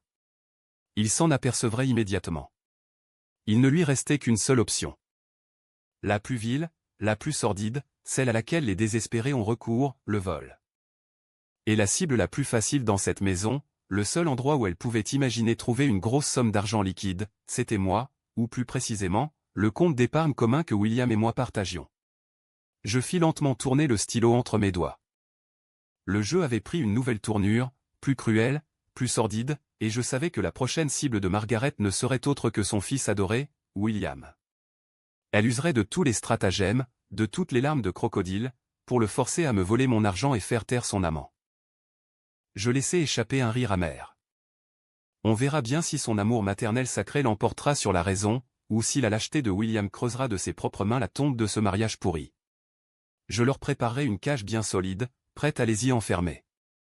Tout comme je l'avais pressenti, la panique suscitée par le chantage avait transformé Margaret en une bête acculée, prête à mordre n'importe quoi pour sauver les lambeaux de son honneur. Et sa cible, bien sûr, était William, le fils faible, qui se servait toujours du mot respect comme excuse pour sa lâcheté. Après avoir entendu l'enregistrement du chantage de Tyler sur la caméra de sécurité, je savais que Margaret agirait vite. Samedi après-midi, j'ai dit à William que je devais rencontrer un client important en banlieue et que je rentrerais tard. Charles avait une réunion de l'association des anciens combattants. Dès le matin, le somptueux domaine redevint le théâtre exclusif du drame mère-fils. Vers 15 heures, je reçus une notification de la caméra cachée dans le bureau de Charles. J'étais dans un café non loin de la maison. Avec un calme olympien, j'ouvris mon ordinateur portable, mis mes AirPods et commençai à regarder. Sur l'écran, Margaret traînait William dans le bureau de Charles et refermait la porte avec précaution. Son visage était pâle, ses cheveux en désordre et ses yeux gonflés d'avoir tant pleuré. À peine entrée, elle s'effondra sur une chaise, se cachant le visage et sanglotant. Une mise en scène mélodramatique calculée, destinée à émouvoir son fils. William, alarmé, se précipita à son secours, le visage empreint d'un mélange d'inquiétude et d'agacement. « Maman, qu'est-ce qui ne va pas? Papa t'a encore crié dessus ou Valérie t'a encore manqué de respect? Calme-toi et dis-moi. » William, mon fils, je suis anéanti. Je n'en peux plus. Ce garçon, Tyler, celui de l'autre jour, il m'a appelé. Il me menace, fiston. Il dit que si je ne lui donne pas 15 000 $, il publiera toutes mes informations personnelles. Des photos et des vidéos intimes sur Internet. Il va les envoyer à la Ligue philanthropique. À ton père, il me fait chanter. Il veut me détruire. William resta figé. La confession de sa mère fut comme un coup de massue. Un silence pesant s'installa dans la pièce, seulement troublé par les sanglots de Margaret. La vérité sordide qu'il avait toujours tenté d'éviter en inventant des excuses pour me blâmer jaillissait maintenant de la bouche de sa propre mère. « Maman, qu'est-ce que tu racontes ? Des photos, des vidéos intimes. Maman, as-tu vraiment fait ces choses dégoûtantes avec lui ? Comment as-tu pu tomber si bas ? Papa ne te traite-t-il pas bien ? Valérie avait raison. Tu as déshonoré cette famille. » William recula d'un pas. Son ton passa de l'inquiétude à la colère et à la déception. Il se prit la tête entre les mains, comme s'il ne pouvait accepter que sa mère, son modèle de vertu, soit une femme aussi dépravée. Mais Margaret était une actrice accomplie. Voyant la réaction de son fils, elle changea de tactique. Elle passa de victime inconsolable à maîtresse chanteuse émotionnelle. Elle se jeta sur William, l'attrapa par les jambes et pleura de plus belle. « J'ai fait une erreur. Je sais. Je sais. J'ai offensé ton père et cette famille, mais William, je suis ta mère. Je t'ai porté dans mon ventre. Je t'ai élevé. Vas-tu rester là sans rien faire pendant que ce salaud détruit mon honneur et me pousse au suicide, mon fils ? Si la vérité éclate. Ton père mourra d'une crise cardiaque. Notre famille sera brisée. Nos proches et nos voisins nous cracheront au visage. Tu es un ingénieur respecté. Si tout cela se sait, comment pourras-tu regarder qui que ce soit dans les yeux ? Les mots de Margaret firent mouche, blessant profondément l'orgueil et brisant le masque familial. Plus que tout, William craignait le jugement des autres. Il aurait préféré vivre dans une poubelle parfumée plutôt que de devoir la nettoyer devant tout le monde. Mais où vais-je trouver 15 000 $? Papa t'a retiré l'accès au compte. Et je n'ai même pas encore été payé ce mois-ci. Comment suis-je censé trouver autant d'argent en un jour ou deux ? À cet instant, Margaret révéla son véritable objectif. Elle leva les yeux vers William, un éclat malicieux pétillant dans son regard. Sa voix était désormais ferme et venimeuse. « Oui, tu l'as. William. Le compte d'épargne commun que tu as avec ta femme. Valérie y dépose une fortune chaque mois. Je sais qu'il y a forcément plus de 100 000 $ sur ce compte. Tu es son mari. Tu as le droit de retirer de l'argent. Il te suffit d'aller à la banque avec ton permis de conduire et de retirer 15 000 $ pour me les donner. Dès que j'aurai réglé ce problème, je trouverai un moyen de te rembourser. D'accord, fiston. » Assis au café, je serrai ma tasse si fort que mes jointures blanchirent. Ce compte d'épargne commun contenait l'argent que nous avions convenu d'économiser pour avoir un enfant et assurer son avenir. J'en avais versé plus de 80% grâce à mes primes. Et ma chère belle-mère a eu l'audace d'inciter son fils à voler cet argent précieux pour payer le chantage dont elle était victime. Sa bassesse était inqualifiable. William hésita. Il savait que c'était mon argent. Il savait que si je le découvrais, les conséquences seraient terribles. Je ne peux pas, maman. Cet argent est pour le bébé. Et Valérie a le chéquier et les informations du compte. Comment vais-je faire pour retirer cet argent ? De plus, si elle découvre que j'ai pris cet argent pour payer les dettes de ton amant, elle va faire un scandale. Elle va me dénoncer. Tu la connais. Pour l'amour du ciel, William. As-tu plus peur de ta femme que de voir ta mère morte ? Le chéquier est dans le coffre-fort de ta chambre. Je connais le code. J'y vais tout de suite. Je l'ouvre et je te le donne. Va à la banque. Dis-leur que tu as besoin d'un chèque de banque d'urgence avec ta pièce d'identité. Et alors ? Même si elle fait un scandale ? Cet argent est un bien commun. Aucune loi n'interdit à un mari de retirer de l'argent d'un compte joint. Au pire, il y aura une dispute. Mais si cette vidéo est diffusée, cette famille sera vraiment finie. Je t'en supplie, mon fils. Sauve-moi. J'ai fermé les yeux. Tout était trop clair. Un vol flagrant et sophistiqué, organisé par ceux qui prétendaient être ma famille. William est resté silencieux un long moment. Dans son esprit, sans aucun doute, une bataille faisait rage entre son dernier brin de conscience et sa lâcheté égoïste. Et finalement, sa faiblesse de caractère, qui faisait toujours passer les intérêts de la famille Preston avant ceux de sa femme. Très bien, maman.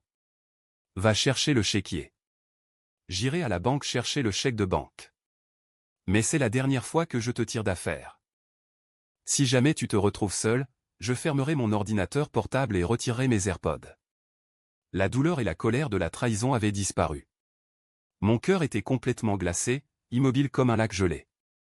William, crois-tu pouvoir me voler mon argent si facilement pour faire taire l'amant de ta mère?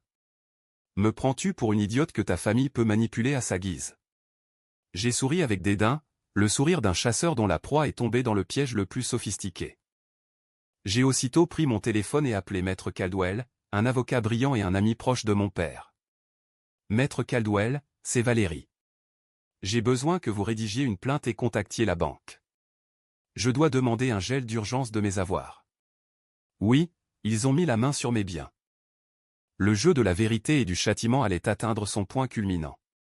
Quiconque aurait osé toucher à mes biens en paierait le prix fort en perdant tout. J'allais briser la farce de la famille Preston de mes propres mains et la révéler au grand jour. La caméra de sécurité diffusait en direct William et Margaret ouvrant furtivement le coffre-fort de ma chambre. Ils ont agi avec la rapidité et l'habileté de voleurs professionnels, puis se sont enfuis. Assis au café, j'ai avalé ma dernière gorgée d'eau, un frisson me parcourant les veines. La douleur de la trahison s'était dissipée, laissant place à une logique implacable et à un plan de contre-attaque parfait qui prenait forme. Je n'ai pas laissé transparaître la moindre panique. Depuis que j'avais découvert le vrai visage de cette famille, je savais que ce jour viendrait. Garder le chéquier et les informations de compte dans le coffre-fort n'était qu'une partie du piège. Je savais que Margaret avait la fâcheuse habitude de fouiller dans mes affaires et qu'elle avait espionné le code du coffre-fort il y a longtemps. J'avais laissé le chéquier là, comme appât, attendant que cette créature avide et désespérée s'en empare. Sans hésiter une seconde, je me suis levé, j'ai payé et je suis allé à ma voiture. Ma destination n'était pas la banque pour arrêter William, mais le cabinet de l'avocat, Maître Caldwell. Le cabinet de Maître Caldwell était modeste, situé dans une rue calme, mais sa réputation dans le monde juridique était irréprochable. C'était un homme d'une soixantaine d'années, serein, perspicace et un fervent défenseur de l'état de droit. C'était un vieil ami de mon père, et il m'avait toujours traité comme sa nièce. J'entrai dans son bureau d'un air grave. « Valérie, asseyez-vous, je vous prie. »« Que se passe-t-il pour que vous m'appeliez avec une telle urgence » demanda-t-il en désignant la chaise en face de lui d'un air soucieux. « Monsieur Caldwell, j'ai besoin de votre aide. Cela concerne tout mon patrimoine et mon mariage. » Je suis allé droit au but. J'ai branché mon ordinateur portable au grand écran de son bureau et je lui ai montré, un par un et avec une netteté parfaite, les vidéos, les enregistrements audio et les captures d'écran des virements. De l'incident avec l'amant dans la maison au chantage de Tyler, et enfin la scène où la mère et le fils complotaient pour voler le chéquier, Monsieur Caldwell écoutait en silence, les sourcils froncés. Il avait vu beaucoup d'affaires familiales complexes, mais l'impudence et la corruption de la famille Preston l'avaient sidéré. « Comment voulez-vous procéder, Valérie » demanda-t-il lorsque j'eus terminé, son ton devenant professionnel. « Je veux divorcer de Monsieur Caldwell et je veux qu'ils paient pour ce qu'ils ont fait. Je ne leur permettrai pas de garder la moindre trace de mon dur labeur, déclarai-je d'un regard déterminé. C'est la bonne décision. Avec ces preuves, vous avez tous les atouts en main pour démontrer que la faute incombe entièrement à votre mari, ce qui vous donnera un avantage considérable lors du partage des biens. » Il acquiesça, commençant à analyser la situation. Cependant, le plus urgent est de protéger l'argent du compte d'épargne commun. William a déjà le chéquier et est en route pour la banque. Si nous ne l'empêchons pas de récupérer cet argent, il sera très difficile de s'en procurer. J'ai déjà tout prévu, Monsieur Caldwell. Je souris avec assurance. J'ai mis en place une limite de transaction et une authentification à 2 facteurs sur ce compte. Tout retrait d'espèces ou par chèque de banque supérieur à 1000 $ nécessite un code OTP envoyé sur mon téléphone portable. William a le chéquier et sa pièce d'identité, mais sans mon code, il ne pourra pas retirer l'argent. Monsieur Caldwell éclata de rire, les yeux brillants d'admiration. Vous êtes vraiment la fille de votre père. Très prudente, en effet. Mais ce n'est pas suffisant. Nous avons besoin de mesures juridiques plus solides pour bloquer toute tentative de détournement des biens. Il a immédiatement donné des instructions à son équipe pour préparer une série de documents juridiques. Premièrement, une demande d'injonction d'urgence pour geler le compte joint ainsi que les comptes personnels de William et Margaret, sur la base des preuves de transfert de fonds de Margaret à son amant, une violation flagrante du régime matrimonial. Williams avait tenté de détourner des fonds. La demande était solidement fondée juridiquement et le tribunal la traiterait rapidement. Deuxièmement, il a envoyé un assistant juridique avec moi chez un notaire pour faire authentifier officiellement toutes les vidéos, les fichiers audio et les captures d'écran. Cette déclaration sous serment notarié constituerait une preuve irréfutable de la validité des documents électroniques devant le tribunal. Troisièmement, nous avons préparé la requête en divorce précisant le partage des biens et une demande de dommages et intérêts pour manquement aux devoirs fiduciaires et tentative de détournement de fonds de la part de Williams. Pendant que les démarches juridiques avançaient, mon téléphone vibrait sans cesse, la banque m'appelait. Votre code OTP pour le retrait de 15 000 $ est, William était désespéré au guichet de la banque, essayant de retirer l'argent, mais sans mon téléphone, ses efforts étaient vains. C'était William qui appelait. J'ai regardé l'écran, j'ai souri et j'ai raccroché. Il a rappelé. J'ai raccroché de nouveau. Il a fait ça des dizaines de fois. Il devait être sur le point de craquer. Il était au bord de la crise de nerfs. Sa mère le pressait, son amant les menaçait et la banque refusait de lui donner l'argent. Son impuissance et sa panique étaient la première punition que j'infligeais à un trader. À la fin de l'après-midi, tous les documents nécessaires étaient prêts. L'ordre de blocage du compte serait envoyé à la banque lundi matin. J'avais maintenant une autre affaire importante à régler, une pièce de théâtre qui attendait son dernier acte et une fête à célébrer. J'ai dit au revoir à monsieur, bien-aimé, et j'ai quitté son bureau avec le sentiment d'être une nouvelle femme. Je n'étais plus la belle-fille soumise et patiente, mais une femme indépendante et sûre d'elle, prête à se battre pour ses droits.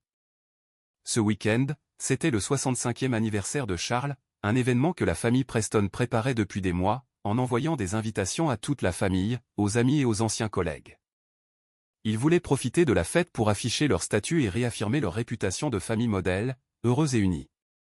Et moi, la belle-fille aînée, j'avais été chargé de préparer un diaporama vidéo de photos de famille à projeter sur grand écran. Margaret m'avait confié des centaines de photos, me demandant de réaliser une vidéo émouvante et spectaculaire, pour que tout le monde puisse voir à quel point la famille Preston était heureuse et quelle bonne belle-fille j'étais. J'ai souri. Bien sûr, chère belle-mère, vous voulez une vidéo émouvante et spectaculaire. Vous voulez que le monde entier voie la vérité sur cette famille. Je vais exaucer votre souhait sans faute. Une fête d'anniversaire inoubliable vous attend tous. Le week-end est arrivé plus vite que prévu. L'atmosphère au domaine des Preston était tendue comme une corde de violon, mais masquée par une agitation artificielle et frénétique. William et Margaret, après leur tentative infructueuse pour obtenir l'argent, semblaient plongés dans une panique silencieuse. William évitait mon regard, rentrant tard ou s'enfermant dans son bureau sous prétexte de travail. Margaret essayait de paraître normale, mais ses cernes et ses sursauts à chaque sonnerie de téléphone trahissaient la terreur qui la rongeait. Tyler l'appelait sans aucun doute. J'ignorais quelles excuses elle lui avait données. Peut-être avait-elle promis de le payer après la fête d'anniversaire, ou bien avait-elle secrètement revendu des bijoux. Quoi qu'il en soit, je savais qu'elle était au bord du gouffre. Mais aujourd'hui était le grand jour de Charles. Sa fête pour ses 65 ans se déroulait dans l'un des country clubs les plus luxueux de l'État. Près de 200 invités étaient présents, parents, anciens camarades d'armée, anciens collègues de la magistrature et personnalités mondaines locales que Margaret côtoyait. La famille Preston était arrivée sur son 31. Charles, dans un costume impeccable, orné d'une épinglette, saluait les invités d'un sourire radieux, baignant dans sa bulle de succès et de respect. Margaret, dans une longue robe de velours rouge rubis brodée de strass, le visage lourdement maquillé pour dissimuler ses traits fatigués, circulait entre les tables, souriant et bavardant à la perfection, incarnant à merveille l'épouse et l'hôtesse dévouée. À la voir, on aurait cru que Charles était l'homme le plus chanceux du monde d'avoir une femme aussi parfaite. William, en costume gris, suivait ses parents, saluant les gens d'un geste mécanique. Il s'efforçait de paraître un fils accompli et respectueux, mais son sourire forcé et son regard vide trahissaient sa lâcheté. Quant à moi, vêtu d'une élégante robe de soie bleu marine, les cheveux relevés, je jouais mon rôle de belle-fille obéissante aux côtés de William, souriant aux invités et écoutant les compliments creux sur notre famille modèle. « Valérie, vous êtes magnifique » directrice générale et si dévouée à vos beaux-parents. Les parents de votre mari sont si chanceux, me disait la tante de William. Je me contentais de sourire et de répondre, vous êtes trop gentille. La paix familiale est primordiale. En apparence, je jouais aussi bien qu'eux, mais intérieurement, tant d'hypocrisie me donnait la nausée. La réception commença par un long discours de Charles, suivi d'une présentation de la Ligue philanthropique de Margaret. La salle de bal résonna d'applaudissements et de rires. Je me glissai discrètement vers la régie son et lumière. Le technicien audiovisuel, à qui j'avais généreusement donné un pourboire, me fit signe. Tout était prêt. La clé USB contenant la vidéo spéciale d'anniversaire était déjà branchée sur l'ordinateur portable. Et maintenant, mesdames et messieurs, je vous invite à regarder les écrans pour revivre les moments les plus mémorables de la famille heureuse et unie de Monsieur Charles Preston. Un petit cadeau de ses enfants et petits-enfants, annonça le maître de cérémonie. Charles, Margaret et William montèrent sur scène, rayonnants, attendant les applaudissements. Margaret me lança même un sourire complice. Un sourire avec lequel elle pensait prouver son emprise sur moi. Les lumières s'éteignirent. Les premières secondes de la vidéo montrèrent exactement ce que Margaret attendait, de vieilles photos de William enfant, des vacances en famille, le tout sur une douce musique de fond. Charles sourit fièrement, essuyant une larme d'émotion feinte. Les invités murmurèrent des éloges, mais soudain la musique s'interrompit brutalement. L'écran devint noir puis se ralluma. Avec une image complètement différente. Une capture d'écran d'un message WhatsApp. Chérie, demain, le vieux va jouer au poker toute la journée et la fille travaille. Viens au domaine. Tu me manques tellement. D'accord, ma belle. Écoute, je suis un peu à court d'argent ce mois-ci. Tu pourrais me donner un coup de main avec quelques milliers de livres? Pas de problème. Prends bien soin de moi demain et je te ferai le virement. Un silence de mort s'abattit sur la salle de bal. Des centaines de personnes, invités, parents et employés, fixaient l'écran, la bouche grande ouverte. Des murmures commencèrent à se faire entendre. Sur scène, le sourire de Charles se figea. Son visage passa du rouge vif au gris cendré. William recula, cherchant désespérément ma présence du regard, mais la pire réaction fut celle de Margaret. Pétrifiée, elle tremblait. Sa pochette tomba au sol, son visage se tordit d'horreur en voyant les messages qu'elle avait elle-même écrits. Éteins ça. Éteins ça tout de suite. Qui a affiché ces immondices? Elle hurla en courant vers la cabine de contrôle, mais ses jambes tremblantes la firent trébucher et tomber à plat ventre sur scène. La vidéo continua de défiler. Elle montrait les relevés bancaires avec des virements de centaines, voire de milliers de dollars, du compte Chase de Margaret Preston à Tyler Jenkins, accompagnés de mentions telles que « Petit cadeau pour mon roi » ou « Pour ta nouvelle moto ». Puis apparurent les factures d'hôtel de luxe à son nom, correspondant aux dates de ses retraites spirituelles et de l'achat de l'herbe de Barbarie. Les images de la caméra de sécurité du salon la montrant suppliant Tyler de ne pas diffuser ses photos intimes et la conversation avec William où elle l'incitait à voler l'argent de notre compte d'épargne commun. Sa voix stridente et effrontée résonna dans toute la salle de bal, anéantissant le moindre vestige de décence. La salle explosa de colère. Insultes, regards de pur dégoût. Téléphone portable filmant la scène. Charles, l'homme qui vivait pour sa réputation, se tenait la poitrine, à bout de souffle. Il regarda sa femme, son fils lâche et les centaines de visages qui le fixaient avec dédain. L'humiliation était trop forte pour lui. Il chancela et s'effondra sur scène, inconscient. Cris, appel à l'aide, lamentations de Margaret, tout se mêlait en un chaos tragique. Dans l'ombre, j'assistais à la chute de la famille Preston avec un calme troublant. Le rideau était tombé. Le marteau avait frappé, réduisant en miettes leur château de mensonges. Ils voulaient l'honneur, et je leur avais infligé une humiliation publique. Ils voulaient de l'argent, et je leur avais offert la ruine et un avenir de procès. Dans ce jeu, le seul gagnant, c'était moi. La luxueuse salle de bal du country club s'était transformée en un véritable enfer. Le brouhaha des conversations, les appels à l'aide, le fracas des verres brisés et les lamentations inconsolables de Margaret créaient une scène sordide. Margaret, la femme forte qui marchait toujours la tête haute, rampait maintenant sur scène. Elle serrait dans ses bras Charles, inconscient. Son visage, maculé de maquillage et de larmes, hurlait « Charles, réveille-toi, je t'en prie. Au secours, mon mari. » Mais elle ne reçut que des regards froids et dégoûtés.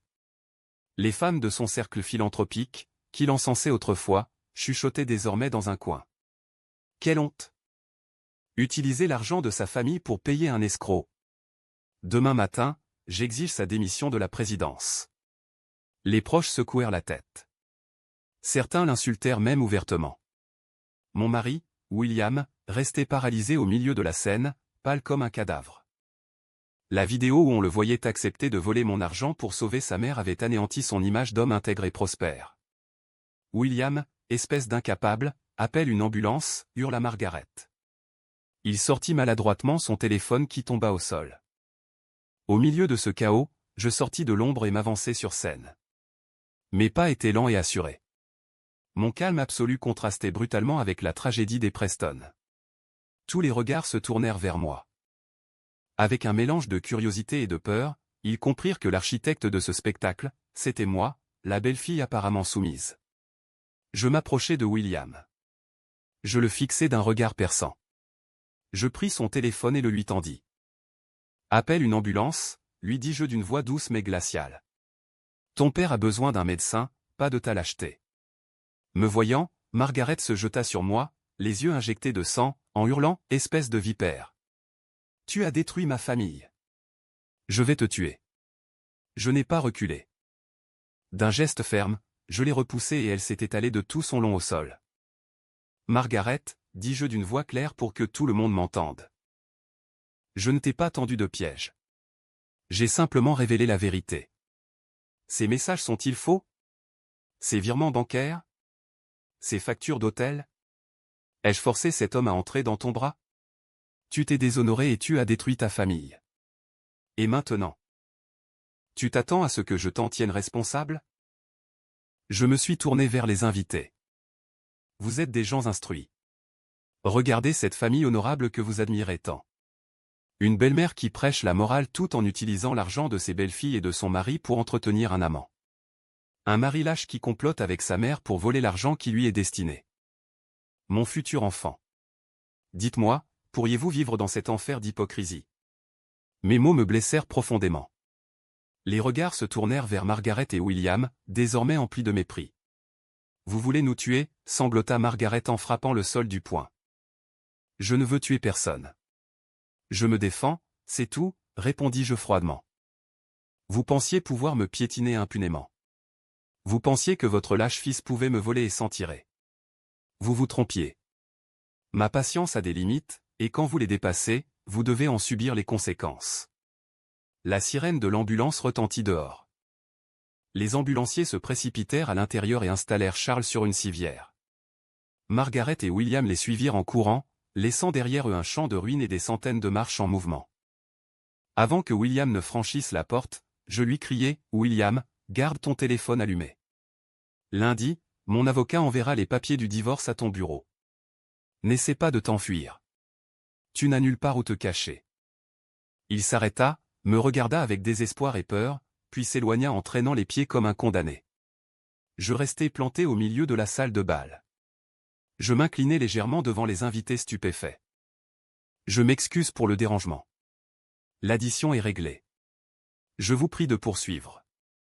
Si vous me le permettez, je vous quitte. Je sortis la tête haute. Le bruit de mes talons n'était plus un cri de soumission, mais un cri de liberté. Arrivé à ma voiture, j'appelai mon avocat. Maître Caldwell, le rideau est tombé. Tout s'est déroulé comme prévu. Bravo, Valérie. Le gel des comptes est effectif. Lundi, nous déposerons la plainte et les accusations de détournement de fonds contre Margaret. Merci, Maître Caldwell. Mais ce n'est pas suffisant. Je veux retirer la totalité de mon investissement de la société Williams. Sans mon capital, et avec cette réputation, il coulera en un mois. Je veux qu'ils goûtent à la perte de tout, de leur honneur à leur argent. Parfois, le châtiment le plus cruel n'est pas une sanction, mais le fait de déposséder l'ennemi de tout ce qu'il croyait lui appartenir. Je soutiens votre décision. Nous nous y mettrons lundi. J'ai raccroché et me suis adossé à mon siège, envahi par une immense paix. L'ouragan que j'avais déclenché balayerait tous les mensonges et la corruption de leur vie. Lundi, une pluie d'automne inondait les rues de Boston. Contrairement au chaos qui régnait à l'hôpital où Charles avait été admis, ou à la panique qui régnait au domaine Preston, mon bureau était un havre de calme et de professionnalisme. Vêtu d'un tailleur gris, les cheveux tirés en arrière, les lèvres maquillées d'un rouge profond, mon apparence dégageait une froideur inébranlable. Aujourd'hui était le jour de la justice expéditive et du jugement dernier. À 9 heures précises, William fit irruption dans mon bureau. L'homme soigné et élégant que je connaissais avait disparu. Il portait le même costume froissé que lors de la soirée, les yeux injectés de sang par le manque de sommeil, et sentait l'hôpital, signe de désespoir. Il n'était pas venu seul. Il était accompagné d'un avocat à l'air nerveux. Je ne me suis pas levé. Je suis resté assise, les mains jointes sur le bureau en verre, mon regard perçant scrutant le visage de mon futur ex-mari. À côté de moi se tenait M. Caldwell, une épaisse pile de documents tamponnés à la main. « Valérie, que signifie tout cela ? Mon père vient de sortir des soins intensifs. Ma mère fait une dépression nerveuse à la maison et vous me convoquez à votre bureau. Jusqu'où comptez-vous aller ? Asseyez-vous. William. Nous ne sommes pas là pour discuter de drames familiaux. Nous sommes là pour régler les conséquences de votre cupidité et de votre bassesse, ainsi que de celles de votre mère. Monsieur Caldwell, je vous prie de continuer. Monsieur Preston. Je suis l'avocat de mademoiselle Valérie. Vous avez devant vous 2 dossiers. Le premier est la requête en divorce unilatéral. Il y est précisé que la faute vous incombe entièrement pour une grave violation de vos devoirs conjugaux. Et plus précisément pour votre complicité avec votre mère dans le détournement de fonds communs. Le divorce. Vous êtes folle, Valérie ? À cause d'un malentendu avec ma mère. Tu crois que c'est si simple ? Ma société, c'est mon rêve. Tu n'en prendras pas une miette. William, tu vis encore dans un monde imaginaire ? Tu crois vraiment que ta société a survécu ? C'est grâce à toi, Monsieur Caldwell. Montrez-lui le rapport financier. Monsieur Preston, le deuxième dossier contient une analyse financière détaillée.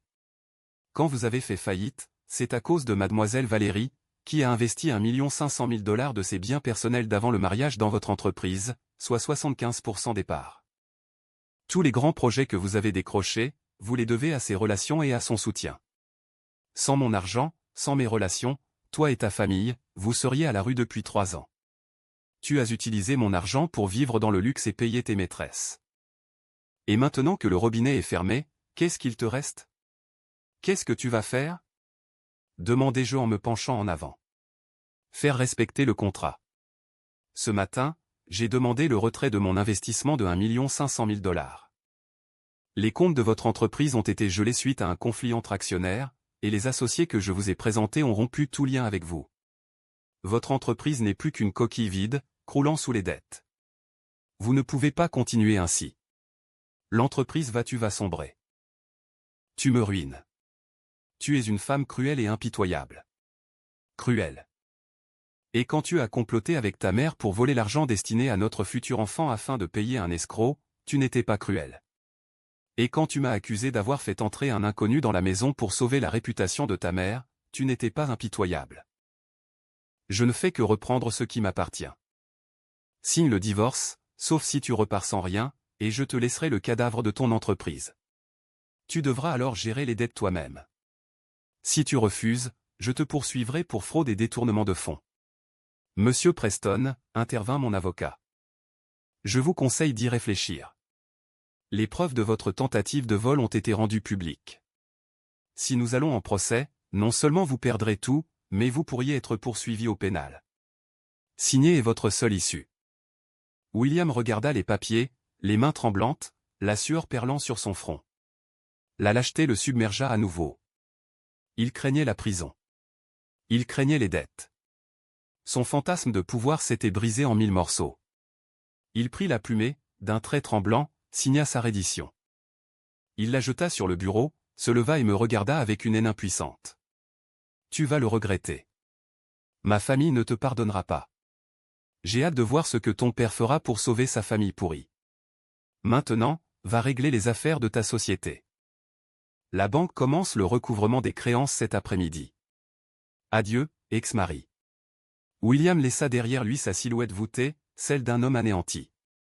Je me suis adossé à ma chaise, respirant l'arôme du café et la sensation de liberté. La première bataille, la bataille juridique et financière, était gagnée. Je savais que la vengeance d'un homme comme Charles, un ancien juge fédéral blessé dans son orgueil, serait cruelle et impitoyable. Mais j'étais prête. Le jour où je suis sorti du tribunal, le jugement de divorce définitif en main, n'a pas été un jour triste, mais une renaissance.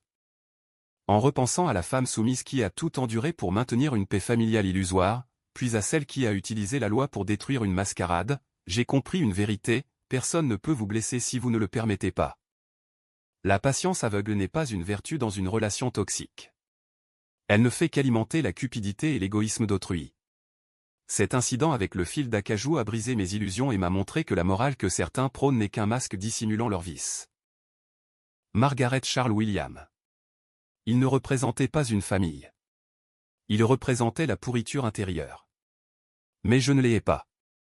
Je leur suis reconnaissante. Leur cruauté a réveillé la lionne qui sommeillait en moi. La leçon la plus précieuse que je souhaite partager, surtout avec les autres femmes, est la suivante: ne sacrifiez jamais votre indépendance pour une illusion. Dans le monde d'aujourd'hui, la valeur d'une femme est liée à sa capacité à subvenir à ses besoins financiers et émotionnels. L'argent que vous gagnez à la sueur de votre front est votre voix et votre armure. Si je n'avais pas été indépendante, si je n'avais pas connu mes droits, je serais aujourd'hui une femme ruinée et diffamée.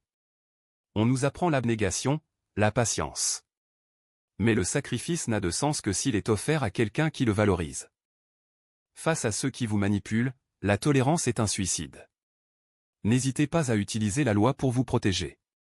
Rassemblez des preuves, enregistrez les conversations, prenez un avocat. Ce n'est pas de la cruauté, c'est de la légitime défense. Être bon ne signifie pas être faible. Et être compatissant ne signifie pas laisser quiconque bafouer votre dignité. Le chemin a été difficile, mais la lucidité et le respect de la loi m'ont permis de renverser la situation. Ils ont creusé leur propre tombe avec leur cupidité et leurs mensonges. Maintenant, depuis le penthouse de mon nouvel appartement de luxe, je contemple la ville et respire l'air de la liberté. La paix n'est pas un don.